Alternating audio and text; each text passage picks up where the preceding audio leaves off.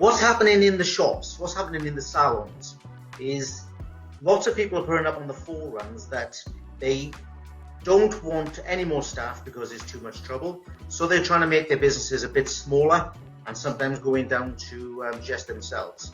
Now, if that's your lifestyle choice, then that's fine. But if you're really trying to make money, if you're trying to make enough money to have financial freedom, then you're not really going to get far just on your own. So you're going to need staff, and if you want to get big, you're going to need a lot of staff. Now, what the problem is this. We're starting off with our staffing, and we're starting off with the wrong end. We're starting off by getting our staff on board, hopefully, and then what we're doing is we're rewarding them, and we're doing all the things that the magazines tell us, all the sexy stuff, and we're doing all the things that the staff actually want to do. So, I've got one company who takes them on a skiing holiday, we're doing Christmas bonuses, we're doing them commissions, and we're doing everything for the staff. Now, don't get me wrong, we must do this. I heard some coach the other day talking about the millennials, and he was actually spot on. We've got to keep changing the way that we treat these people. Now, it's not just the millennials. We've always changed the way we've, every couple of years, we've changed the way that we've managed our staff. We never used to have the, working time directive, years ago, everyone was down the mines as well. So we have changed, every few years. And again, we have to change to actually meet the staff needs. But I think that we're starting off at the wrong end. We're meeting all the staff needs, and we're not meeting any business needs. And to give you an example, one of my salons, and I've already checked that I can discuss it with you, in the Hampshire area, she's got, quite a big team of staff, and she pays them a very high commission. And what she does is pays them high commission, pays them really high wages, and she's trying to get them to love her. Now, when I had a meeting with the staff, and I don't want to upset anyone, but they pretty much told me that they hate her. And it's not because she doesn't look after them financially, it's because she doesn't talk to them. She won't have a staff meeting with them, and she won't help them with their problems. So it's only a matter of time before all those staff try and find somewhere better to future their careers. So we're starting off at the wrong end. So I want to tell you what I want you to do is start off at the right end. Hi, Paul. So the right end. So first of all, the first thing we've got to do is actually recruit the right people.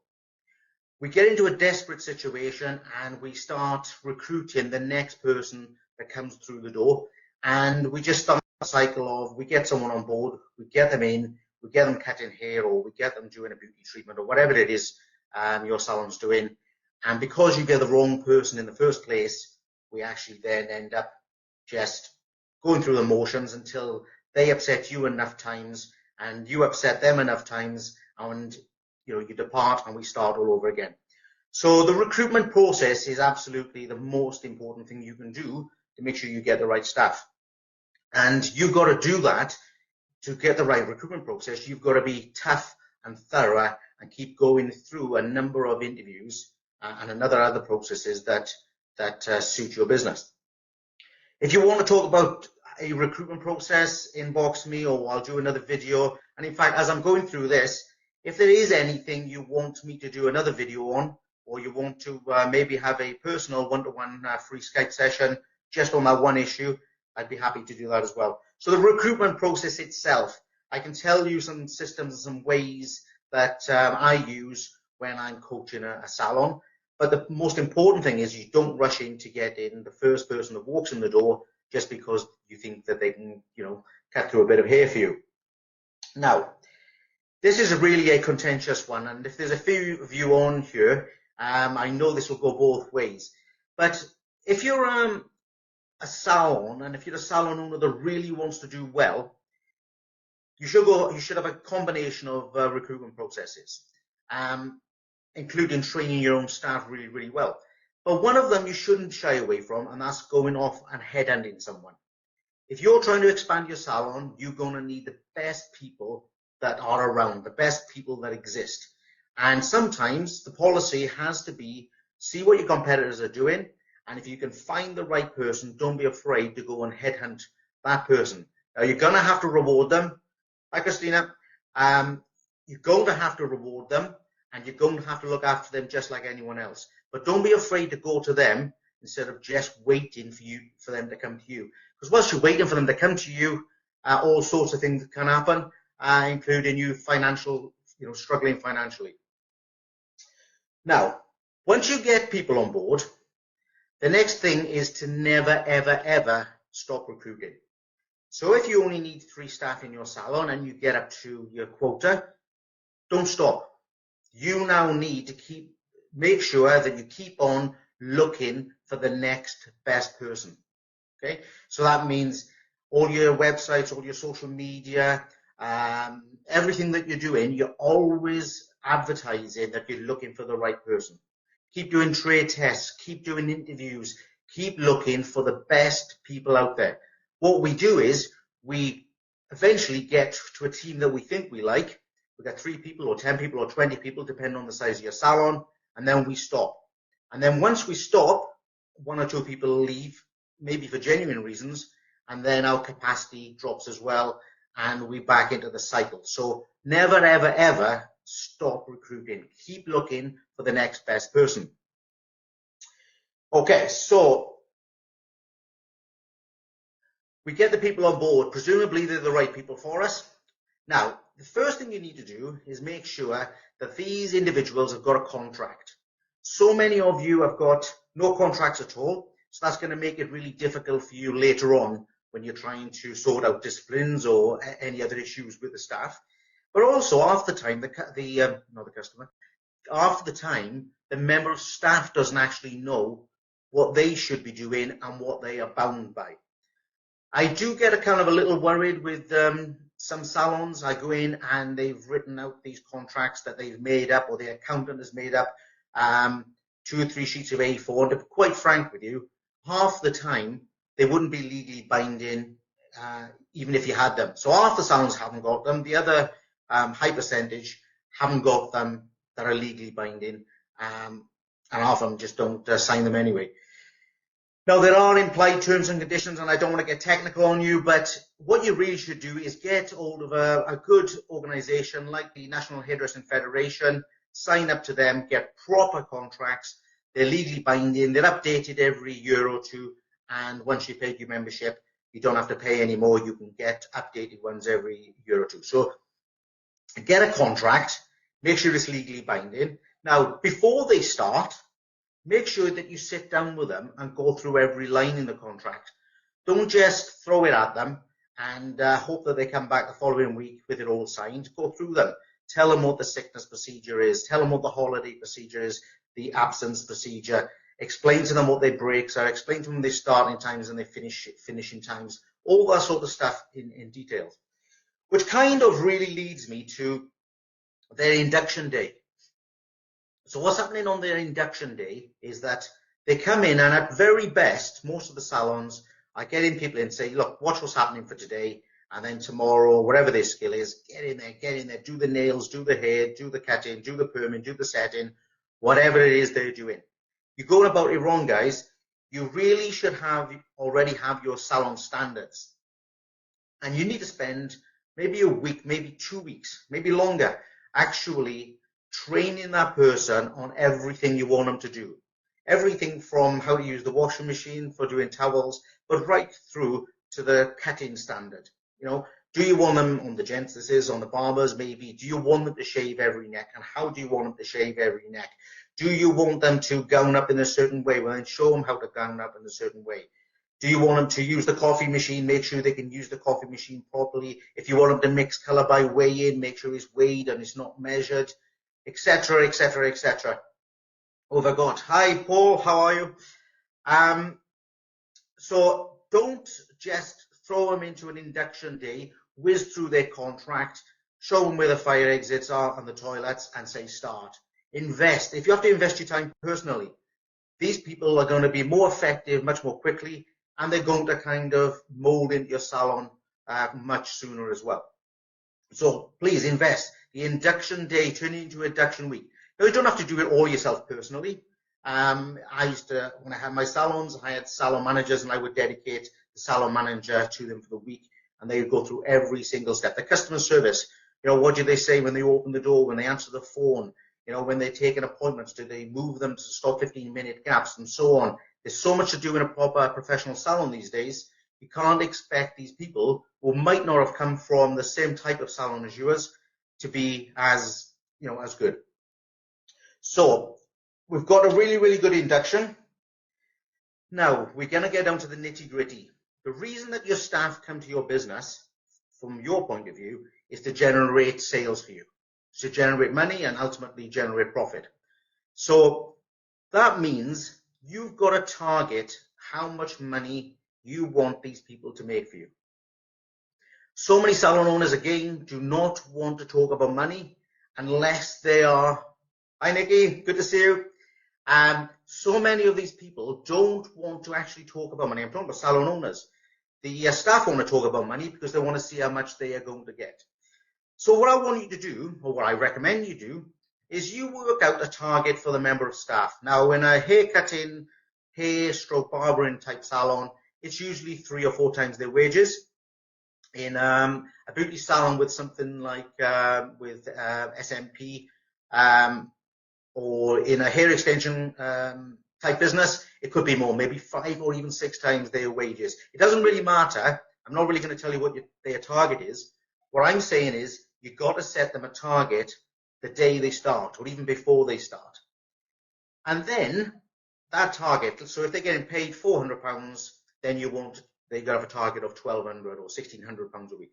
Now, the hard work for you, and the reason you don't do it, is the following week, on the Tuesday or the Monday if you're open, you sit down with a member of staff and you say, look, your target was £1,200 last week. You did £1,100. Look, it's not good enough. What do we need to do to make sure that you get the £1,200? Some of it will be down to you, mind. It'll be down to you marketing. But you want to put most of the responsibility with the member of staff. Are they doing everything that they can do to maximize their sales? Upselling, cross-selling, retailing, whatever it is that they have as a tool. So what you need to do is have a target, speak to them every single week about this target. Now, I can know a lot of you will be panicking, saying you just don't have time to spend with your staff. But this is probably why half of them are leaving you every year and why you spend loads of time sitting on the internet or on social media saying, please send me some staff. Target them, and then every single week of their lives spend, now it's not long, probably 10 or 15 minutes every week talking to them about, first of all, sales. Now, if they're not achieving the sales, you've got to design ways between you of how they achieve their sales. So this is not a telling off situation. Who do we just have joined? I don't know, I missed someone there. Another Nicola. Oh, we've got 2 Nicolas, looking good. All salon. Okay, I think she's just recommended me. So what you need to do is you have the target. It doesn't take long, 15 minutes a week, and you target them what they need to be doing, and you discuss in sales. It's not a bollocking. It's not a telling off situation. It's a situation where 2 of you are discussing how you're going to move to that target. Now, it works the other way as well. Let's say their target is 1,200 and you're sitting down and they've done 1,300. First week, it's a pat on the back, it's a praise, it's a thank you, it's a real acknowledgement. Second week, third week, 4th week, great, pat on the back, great. Let's take their great ideas, let's tell the other stuff. If they keep hitting these targets, look guys, you've got to reward them. They've got to be getting that bonus or they've got to be getting that pay rise. Okay, and then you reset the target. So we now, instead of paying them £400 a week, I'm going to pay them £500 a week.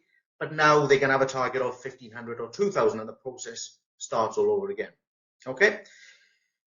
There's other things to discuss in this meeting, but I just want to talk about the basic stuff. You're missing the whole steps. We're going straight off into the fluffy stuff. We're going to cwtches, we call them in Wales.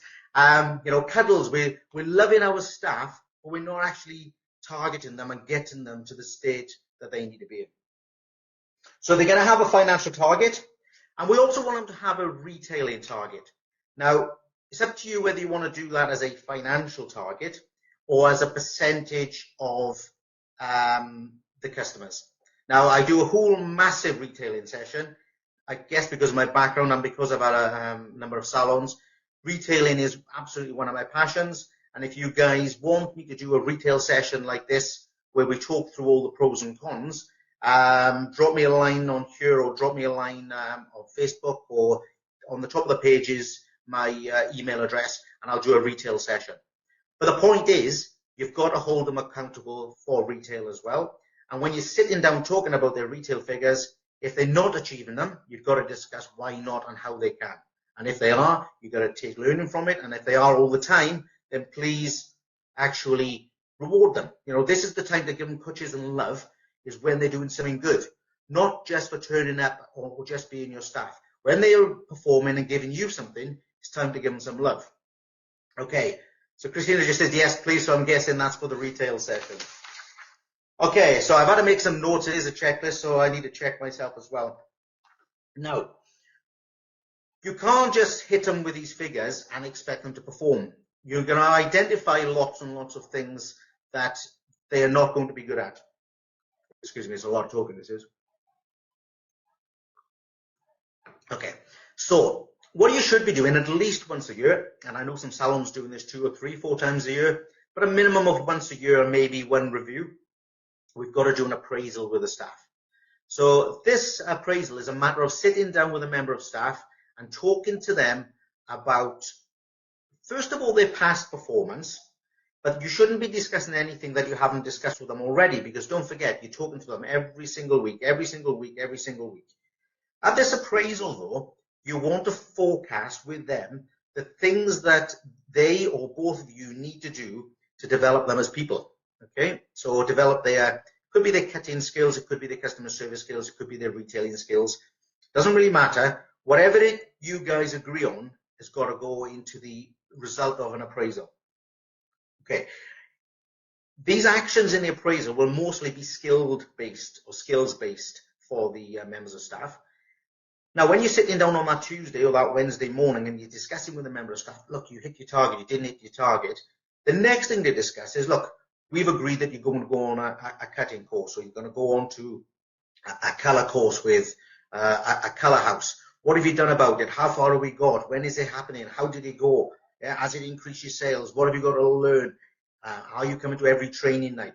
So you've got a structure to this meeting every week. And the structure is 2 things, really. Or 3 things altogether. It'll be sales and retail sales. It's going to be what's in the appraisal, so you're checking their progression all the time. And there will be the salon standards. Okay, I won't talk about salon standards right now. The point is, you have an appraisal and you talk about their sales and their appraisal every single week. Okay? All right. So now we're going to expand that a little bit. This is all about the one-to-one meetings that you're having and with your members of staff. Now you need to have a team meeting. Okay? Now, if you're not doing this at all, you're going to think you're never going to cope with having a meeting with every member of your staff all week and then having a staff meeting as well. Now, the key to the staff meeting is that it's very, very short, and the double key is that you have it every single week. If you're going to have a staff meeting every 3 months, first of all, it's chaos because people want to tell you all their troubles, all the things haven't gone right, or it's just not really sensible. And you also have so much to do. Very often the salon owner just talks at the team and everyone gets a bit unhappy and goes off and waits another 3 months for the next team meeting. Now, the team meeting can be once a week, should be once a week, and it shouldn't be longer again than 15 minutes. And here's a tip. When you have your staff meeting, you have your agenda. Okay? And the agenda is going to be sales. Okay? That's why this business exists, sales. Then we're going to talk about retail sales. And then we're going to talk about the salon standards. Okay, what are you trying to achieve? So if there's been a problem with the salon standards, let's say it could be just taking appointments, then that will be the key point for the meeting. The tip on this one is do all your meetings standing up. I mean, all the staff. Don't get a cup of tea like me. Don't get a glass of water. Come in. Your meeting's 9 o'clock. Start. Bang on, 9 o'clock. Everyone stand up. Don't let people lie down, sit down, lounge around, hide at the back, talk on their phones. Get up to stand up and then hit that meeting as quick as fast as you can. You'll find after maybe 6 weeks, less than that perhaps, there's so little to talk about that there's an improvement in your business, but now the team have had every opportunity to talk about their problems. Of course, if individual problems like personality issues, then you'll deal with them separately and individually. Okay.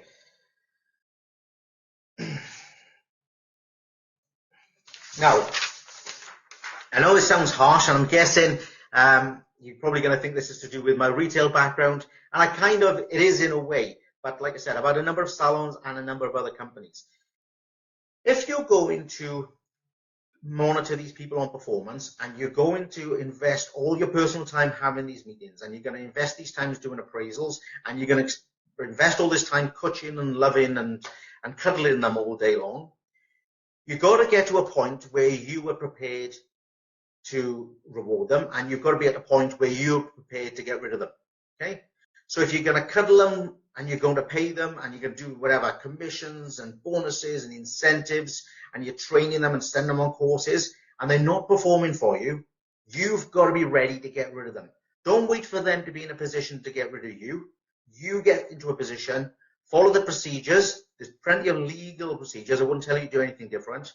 Get rid of them, replace them, get someone better. Honestly, sounds hard. Get rid of them. If you've got people in your business today, when you finish this, go and set up the performance. They don't start to perform, or they don't react in the way you want them to do.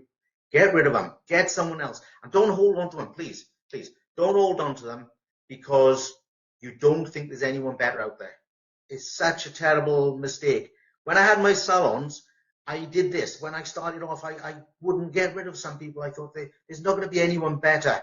But you can't put up with people who are bringing your business down, okay? Because most of these guys are going home with good wages, and you're going home with a whole pile of worries and concerns. Okay, so don't be afraid, if you have to move them on and get someone else. Now we should be coming along a bit to the praising side of things. And one of the things that I do when I talk to managers, they always say, yeah, I always praise my staff, okay?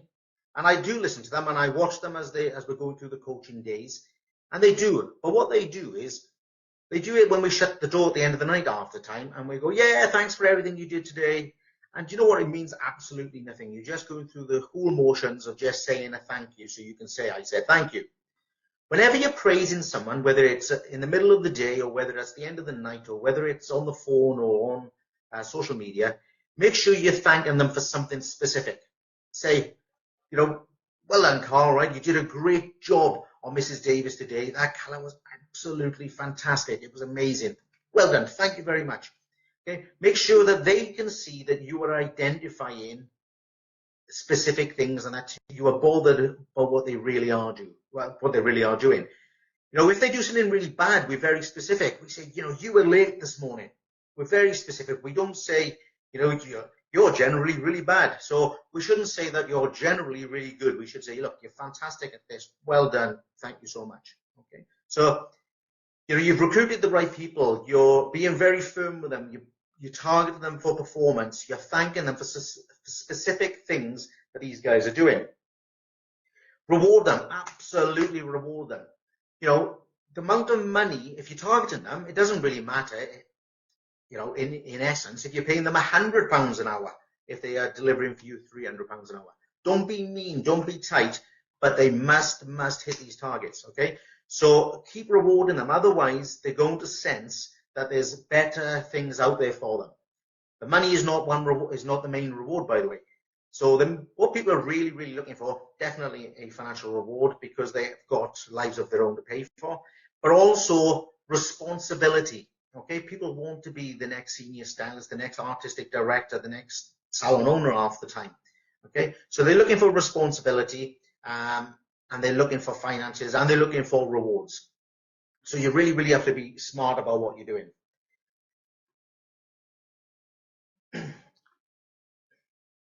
Okay, so you need now, this is coming towards the end, guys, if you're getting a bit impatient out there, you need to spend more time managing your staff. So you've got to find a way of getting off the back of the chair. You've got to find a way of taking some time out of the cutting room or out of the coloring room or out of the beauty room or whatever kind of setup you've got.